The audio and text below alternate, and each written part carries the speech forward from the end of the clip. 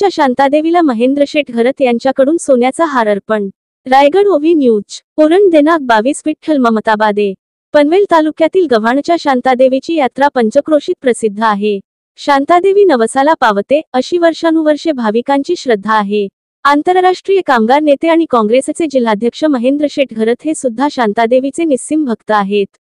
दर मंगळवारी महेंद्र शेठ घरत न चुकता देवीचे दर्शन घेऊन पुढील नियोजित कार्यक्रमांना जातात। अशा या प्रसिद्ध शांतादेवीची यात्रा आजपासून सुरू झाली आहे। गेल्या वर्षी सुद्धा यात्रेच्या दिवशी महेंद्र शेठ घरत यांच्याकडून शांतादेवीला सोन्याचा हार अर्पण करण्यात आला होता।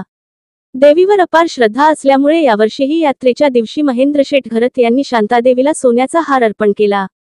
यावेळी शुभांगीताई घरत, कुणाल घरत, शेजल घरत यांनी सहकुटुंब शांतादेवीची खणानारळाने ओटी भरली आणि देवीची मनोभावे प्रार्थना केली।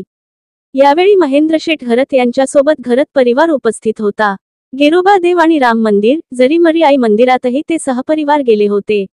महेंद्र शेठ घरत यांनी गव्हाण येथील जरीमरी आई मंदिरासाठी 3 लाखांची देणगी दिली होती। त्यांच्यामुळेच मंदिराचे बांधकाम पूर्ण झाले, परंतु जरीमरी आई मंदिर उद्घाटनावेळी महेंद्र शेठ घरत हे ITF बैठकीसाठी लंडनला होते।